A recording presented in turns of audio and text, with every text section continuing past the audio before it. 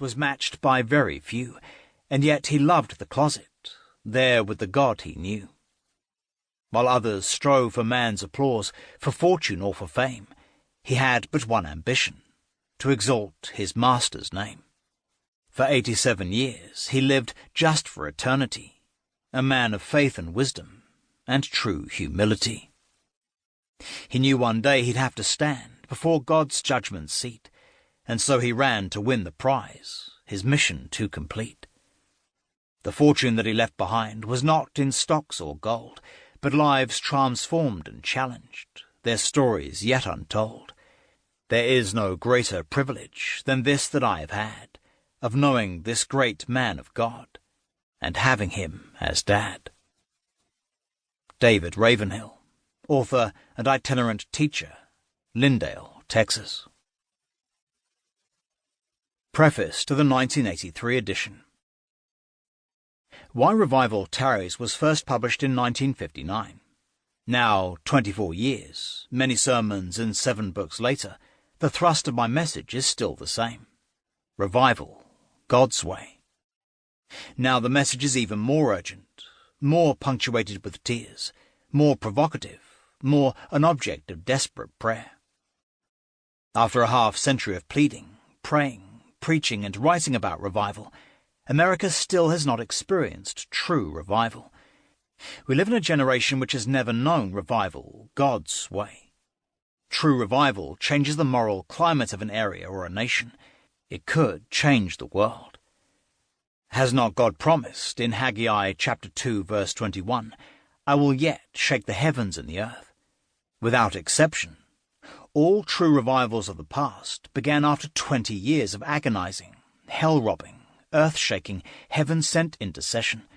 The secret to true revival in our own day is still the same. But where, oh where, are the intercessors?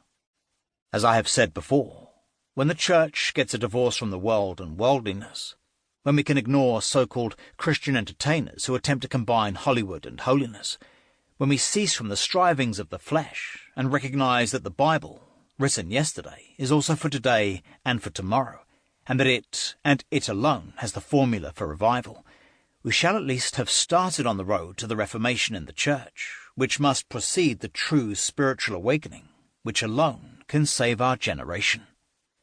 Why revival God's way? Because we have tried every other way.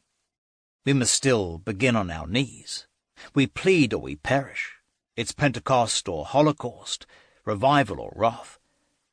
The disparity between the New Testament church in the book of Acts and what passes for the church today is appalling. We need a new Pentecost at any cost.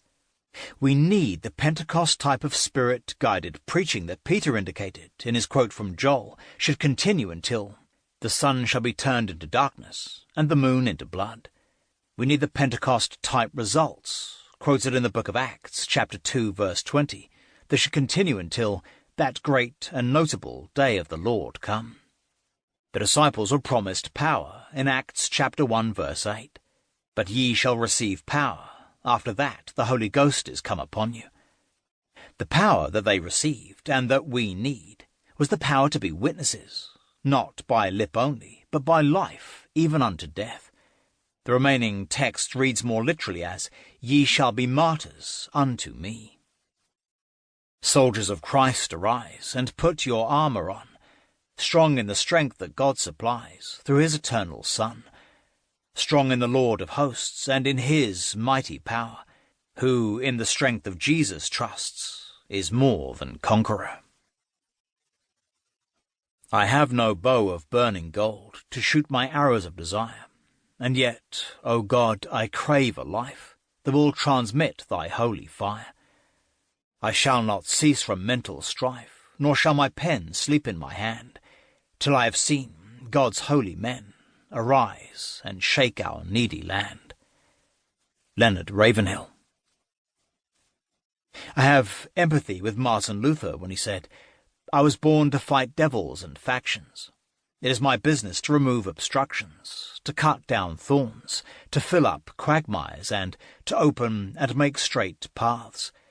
But if I must have some failing, let me rather speak the truth with too great